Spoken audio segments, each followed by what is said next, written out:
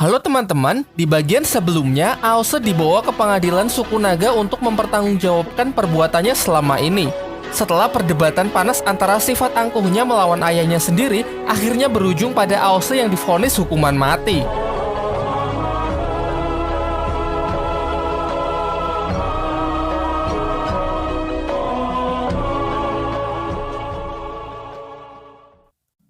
Aose yang sudah tidak bisa mengelak dari hukuman mati dibawa ke sebuah puncak gunung tempat ia akan dieksekusi. Hukuman mati dari para naga adalah dimangsa oleh burung Garuda merah yang memang menjadi makhluk yang paling ditakuti oleh bangsa naga itu sendiri. Sebelum ditinggal pergi, Aose berusaha memprovokasi Ao Yilong agar menyaksikan kematiannya dengan harapan Aose bisa membalikan keadaan. Namun sayangnya tak semudah itu. Dengan kejamnya, ia malah menusuk Aose dan segera pergi setelah merasakan hawa keberadaan dari Garuda Merah. Di waktu yang bersamaan, Aoling Putri Raja Naga Laut Selatan mencoba kabur karena tak ingin dinikahkan dengan putra Raja Naga Laut Utara. Namun karena tindakannya sebelumnya yang berani menerobos penjara, kini ia dijaga oleh pasukan di bawah perintah ayahnya. Ketika ia mencoba memberontak dan nyaris bisa melarikan diri, sang ayah sudah menyambutnya dengan sebuah tamparan keras. Ayahnya pun dibuat sangat marah dan memerintahkan pasukannya agar lebih memperketat penjagaan sampai putra Raja Naga Laut Utara datang. Kembali ke tempat Aose menjelang detik-detik kematian, ia kembali mengingat masa kecilnya dengan seorang teman yang tak lain adalah Yuzong, putra dari Raja Naga Gunung Tianyu. Mereka sering menghabiskan waktu bersama dari sekedar bermain sampai menggali potensi Aose. Yuzong merupakan anak yang sangat berbakat di suku naga, sekaligus satu-satunya orang yang sama sekali tak memandang rendah Aose. Suatu ketika, Yuzong menceritakan mengenai Garuda Merah yang menjadi musuh terkuat dari suku naga sejak ribuan tahun silam. Kekuatan dahsyat dan pertahanan super kuat membuat Garuda Merah sangat ditakuti oleh bangsa naga. Menurut legenda, hanya ada beberapa orang yang bisa mengalahkan monster tersebut yang menjadi pencapaian terbesar bagi kaum naga. Yuzong lalu mengungkapkan bahwa suatu hari ia ingin pergi ke tempat itu untuk mengalahkan burung raksasa tersebut yang akan menjadi kebanggaan tertingginya. Ucapannya tersebut juga memotivasi Aose agar kelak bisa menjadi lebih kuat dan bisa melakukan hal yang sama. Namun nampaknya itu hanya akan menjadi mimpi belaka karena sang Garuda Merah sudah benar-benar muncul terbang bebas di atasnya dan siap menerkamnya kapan saja. Meskipun dengan sekuat tenaga ia melepaskan kekuatan petirnya, namun tetap saja usahanya itu menjadi sia-sia. Beruntung Aoling yang berhasil kabur dari penjagaan ketat ayahnya datang untuk menghancurkan rantai yang mengikat Aose. Sebagai gantinya, Aoling meminta agar Aose membawanya pergi kemana saja asalkan ia tak bertemu dengan ayahnya lagi. Lantas mereka berdua pun segera bergegas untuk lari dari tempat berbahaya tersebut. Sayangnya monster yang mereka hadapi memiliki kecepatan yang luar biasa, dengan sekejap ia mampu menghadang mereka. Aose yang sadar tak bisa bergerak lebih cepat dari Garuda Merah melarang Aoling agar berhenti berlari. Ia pun berencana memukul mundur monster tersebut lalu mencari kesempatan untuk kabur. Kita lalu dibawa kembali flashback. Diperlihatkan Aose kecil bersama Yuzong tengah melihat Garuda Merah untuk pertama kalinya. Yuzong meminta Aose agar tak takut karena tak mungkin monster itu bisa menghampirinya turun ke bawah. Ia juga mengatakan kalau dengan petir merah yang dimiliki Aose berpotensi besar menjadi sangat kuat yang nantinya bisa ia gunakan untuk menaklukkan Garuda Merah. Semenjak saat itu, Aose selalu memikirkan perkataan dari sahabat baiknya tersebut. Namun ia merasa pesimis kalau bisa melakukan hal itu.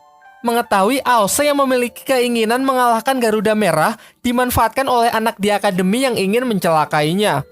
Ia pun membual dengan menunjukkan sebuah bulu burung lalu mengatakan kalau bulu itu ia cabut dari tubuh Garuda Merah. Kini setelah mendapatkan bulu tersebut, ia sudah diakui sebagai naga yang pemberani. Aose yang sangat polos dengan mudahnya mempercayai cerita tersebut. Melanjutkan cerita bohongnya, anak jahil itu kemudian mengungkapkan cara ia mendapatkannya, yakni saat fajar Garuda Merah akan keluar untuk menikmati sinar matahari pagi, lalu tertidur sejenak sehingga saat itulah waktu yang tepat untuk mencabut bulu di tubuhnya. Malam harinya, Aose pun memutuskan untuk melakukan hal yang sama. Karena dorongan untuk membuat bangga serta membuktikan dirinya kepada sang ayah, anak-anak lain dan juga teman baiknya Yuzong. Sebelum fajar, berangkatlah ia ke puncak gunung untuk mencari Garuda Merah. Sementara itu, teman-teman jahatnya tertawa puas setelah mengerjai Aose dengan cerita palsu dan sebuah bulu yang sebenarnya hanya bulu ayam yang disusun sehingga terlihat besar. Untungnya Aoling mendengar pembicaraan mereka. Lantas ia pun segera memberitahukan masalah ini kepada Yuzong.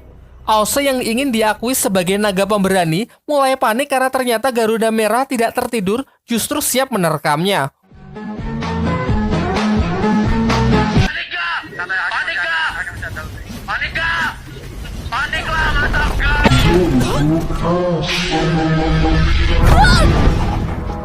Untung saja Yuzong dengan kekuatan roh naganya datang tepat waktu dan berhasil melepaskan Aose dari cengkeraman monster tersebut. Ia pun memarahi Aose yang sangat bodoh dengan mempercayai cerita konyol yang mengatakan Garuda Merah akan tertidur. Kemudian ia menyuruh Aose supaya segera pergi. Sementara ia akan menjadi pengalih perhatian dengan melawan Garuda Merah tersebut sendirian. Dengan kekuatan penuhnya, Yuzong berhasil memukul mundur Garuda Merah dan Aose memiliki kesempatan untuk membawanya lari dari tempat berbahaya tersebut. Setelah tiba di istana, Raja Naga Gunung Tianyu pun sangat syok melihat putranya kembali dengan luka yang sangat parah. Sementara Aose yang menceritakan niatnya untuk mengambil bulu Garuda Merah benar-benar mendapatkan amukan dari sang ayah karena telah membahayakan putra dari temannya. Ia pun tak bisa mengontrol emosinya dan berniat membunuh Aose. Untung saja Raja Naga Gunung Tianyu beserta beberapa prajurit berhasil meredam amarahnya. Namun, walaupun selamat, seketika mental Aose pun benar-benar terguncang mengalami situasi seperti ini. Kembali ke cerita utama, sekuat tenaga Aose pun mengeluarkan kekuatan petirnya untuk melancarkan serangan, namun serangannya tak berefek apapun karena Garuda Merah memiliki durability yang sangat besar, membuat Aose sangat kewalahan menghadapi burung Garuda tersebut.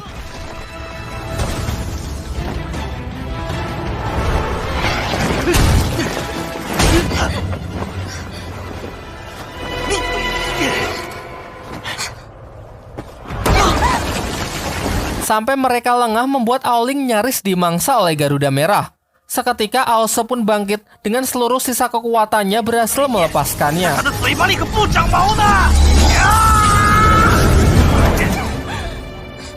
Serangan kuatnya sejenak memberikannya waktu untuk segera kabur sambil menggandeng tangan Aoling. Sayangnya tiba-tiba Aose tak lagi merasakan tangan Aoling. Dan benar saja karena Aoling telah tertangkap yang kemudian langsung ditelan hidup-hidup oleh sang Garuda Merah. Menyaksikan hal itu membuat Aose benar-benar terpukul. Keadaan pun kian memburuk karena 3 monster sekaligus datang mengepungnya. Sontak emosi Aose pun memuncak karena telah kehilangan salah satu orang yang sangat ia percaya.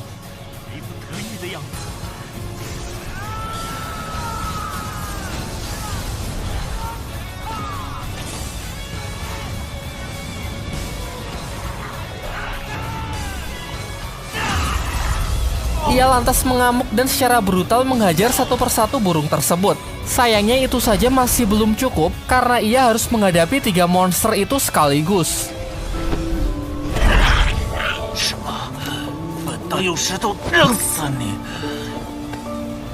Sampai akhirnya ditelan rasa putus asa, sebuah kilatan petir terlihat di langit menandakan ada yang datang untuk menyelamatkannya.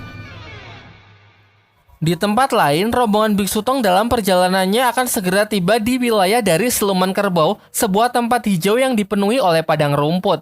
Ia menceritakan kepada Bailang bahwa klan Kerbau adalah salah satu klan siluman terkuat di Jalan Iblis. Namun mereka tak memakan manusia dan cenderung lebih ramah. Diceritakanlah dulu saat perjalanan pertama. Cupatke yang lamban secara tak sengaja menyandung salah satu bangsa kerbau yang sedang sekarat. Ia menunjukkan sebuah gelas berisi minuman yang telah meracuninya. Namun tak lama setelah itu, pasukan kerbau yang dipimpin oleh sang raja kerbau bernama New Moren datang dan mereka pun salah paham dengan menganggap kelompok Biksu Tonglah yang mencelakai siluman kerbau tersebut. Pertarungan pun tak terhindarkan. Raja siluman kerbau sangatlah kuat mengingat ia merupakan salah satu siluman yang disegani di Jalan Iblis.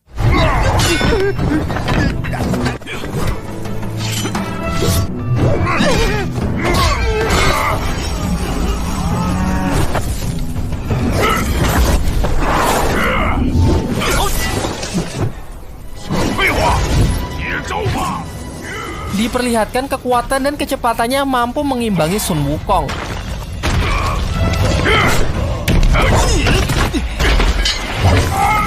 Pertarungan mereka yang mulai memasuki kota menghancurkan beberapa properti di sana. Sampai serangan kuat dari New Moren meruntuhkan sebuah bangunan yang nyaris mencelakai anak-anak di bawahnya. Untung saja Wukong bergerak cepat meninggalkan pertarungan untuk segera melindungi anak-anak tersebut. Melihat aksi heroik yang dilakukan lawannya, membuat emosi Raja Kerbau pun lebih tenang dan percaya kalau mereka hanyalah salah paham. Setelah kejadian itu, bangsa kerbau pun menjadi lebih ramah kepada kelompok Biksu Tong, bahkan sampai mengikat persaudaraan dengan Wukong yang ia akui kehebatannya.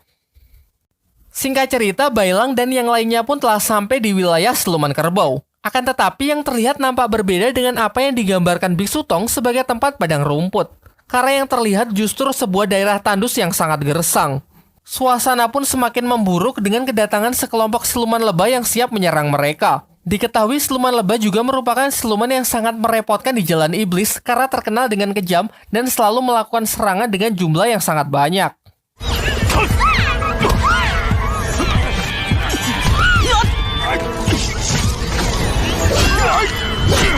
Terlihat kelompok Biksu Tong yang sangat kewalahan karena mereka jelas kalah dari segi jumlah. Di saat-saat genting, bala bantuan pun datang yang merupakan pasukan dari bangsa kerbau, dipimpin oleh Perdana Menteri yang bernama Duoji. Bersama-sama akhirnya mereka pun bisa mendesak kawanan siluman lebah tersebut untuk segera pergi. Setelah pertarungan usai, Duoji pun mengajak kelompok Biksu Tong untuk memasuki kota sembari menjelaskan kalau sudah sejak ribuan tahun siluman lebah menjadi musuh bebuyutan dari klan kerbau. Mereka terus mengacau di wilayahnya dan terkadang sangat menyusahkan karena beberapa dari mereka memiliki racun yang sangat mematikan. Di sepanjang jalan, Biksu Tong mengamati kalau kondisi dari klan kerbau semakin memprihatinkan. Ia melihat banyak yang sakit-sakitan sampai bahkan ada yang meninggal. Namun Duoji sama sekali tak mengkhawatirkan hal tersebut dan menepis pendapat Biksu Tong dengan mengatakan kalau klan kerbau masih dalam keadaan yang baik-baik saja. Singkat cerita, bertemulah mereka dengan New Moren, raja dari bangsa kerbau. Ia pun sangat senang melihat kawan-kawan lamanya dan segera menjamu mereka meskipun dengan hidangan yang seadanya. Hal ini tentu semakin memperkuat pendapat Biksu Tong kalau bangsa kerbau sedang mengalami kondisi yang sangat buruk. Biksu Tong lalu menjelaskan tujuan dari perjalanannya ke barat kali ini adalah untuk mengembalikan api suci. Namun karena banyak siluman jahat yang sudah mengetahui keberadaan dari api suci, Biksu Tong pun tidak ingin singgah lebih lama karena dikhawatirkan akan membahayakan klan kerbau. Menanggapi hal itu, New Moren pun sama sekali tak cemas. Ia meyakinkan kalau wilayahnya akan aman dan siap membantu jika mereka dapat masalah. Di sini pada awalnya, Raja Kerbau menganggap kalau Bailang adalah Sun Wukong yang sedang menyamar. Ia lantas mengatakan tak perlu sungkan dan meminta agar kembali saja ke wujud aslinya. Bailang pun menurut untuk menunjukkan wujud aslinya, yang jelas bukan Sun Wukong melainkan adalah jelmaan dari serigala putih. Biksu Tong lalu menjelaskan kalau Bailang adalah murid barunya, sedangkan Sun Wukong sudah lama terbunuh dan jiwanya pergi ke alam bawah dengan harapan supaya bisa terlahir kembali. Mendengar hal itu, Raja Kerbau pun sangat kecewa karena ia dan Sun Wukong sudah mengikat persaudaraan. Selain itu juga ada masalah lain yang sangat ia khawatirkan.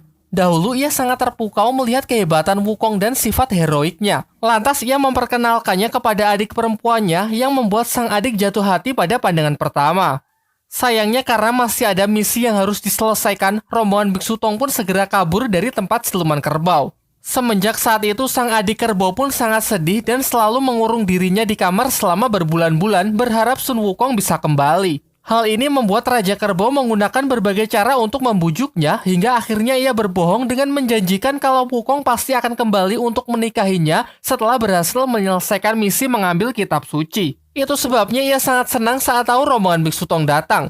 Meskipun pada akhirnya ia sangat kecewa karena Sun Wukong yang tak bersama mereka. Lalu sang Raja Kerbau meminta agar Biksu Tong bersedia membantunya untuk membujuk sang adik agar merelakan kepergian Sun Wukong. Di pihak lain, para siluman lebah yang telah kembali ke markasnya melapor kepada sang ratu mengenai kekuatan klan kerbau yang semakin melemah menjadi kesempatan emas untuk menyerang mereka, sekaligus menghisap darah mereka untuk memperkuat pasukan dari siluman lebah. Mereka juga menjelaskan tentang rombongan Biksu Tong yang datang membawa api suci, benda yang diperebutkan oleh para dewa. Tentu momen ini tidak akan ia sia-siakan. Ia pun segera memerintahkan pasukan agar bersiap melakukan serangan. Kembali ke tempat rombongan Biksu Tong, berita mengenai kedatangannya sudah terdengar di telinga adik siluman kerbau, membuatnya sangat senang untuk segera pergi menemui mereka. Kemunculannya lantas membuat semuanya sangat panik karena kelakuannya yang terkenal sangat barbar. Ternyata ia tak datang seorang diri. Diperkenalkanlah kepada Biksu Tong sosok siluman kerbau kecil yang ia katakan sebagai anaknya bersama Sun Wukong. Sontak hal ini membuat semuanya sangat terkejut dan tidak mempercayai hal tersebut. Terlihat si anak yang pemalu itu memiliki ekor kera yang meyakinkan kalau ia benar-benar anak dari Sun Wukong. Kita kemudian dibawa flashback ke 20 tahun yang lalu. Kala itu, Raja Kerbau mengadakan sebuah pesta minum-minuman bersama Sun Wukong sembari menceritakan mengenai adik perempuannya.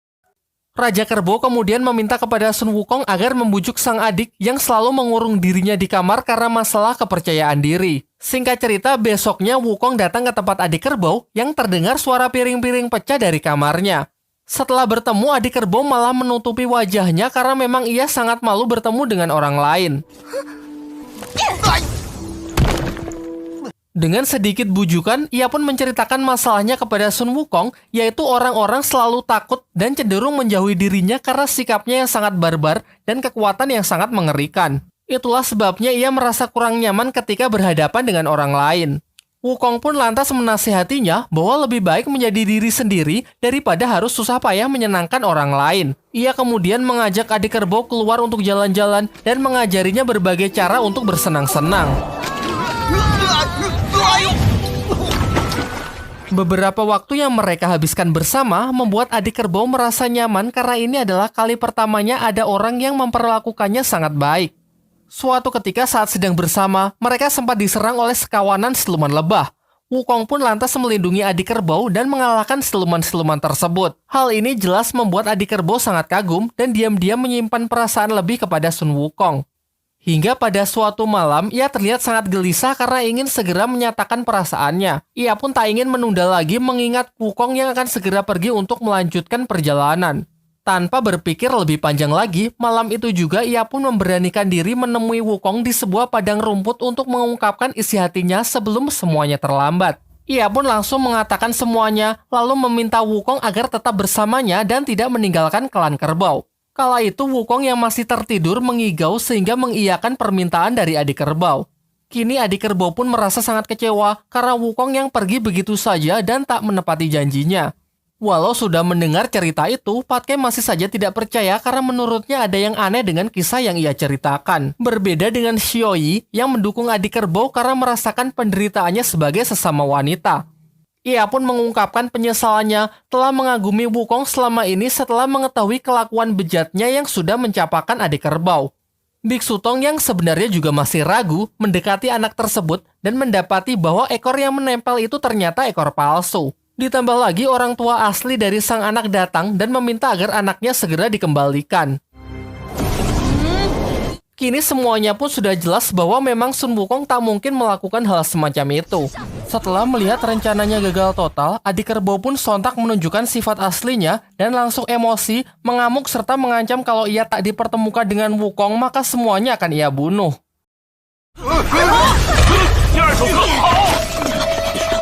Raja Kerbau pun lalu meminta maaf atas tindakan adiknya, harap dimaklumi karena perasaannya yang sangat dalam kepada Sun Wukong membuat temperamennya semakin buruk. Namun Bailang malah salfok dengan luka di bahu Raja Kerbau yang nampaknya bukan luka biasa. Raja Kerbau lalu menceritakan kalau ini adalah luka yang ia dapat dari pertempuran melawan siluman lebah beberapa waktu yang lalu. Di tengah percakapan mereka, para siluman lebah secara mengejutkan datang menyerang demi menghabisi seluruh bangsa kerbau. Kelanjutannya ada di bagian 7.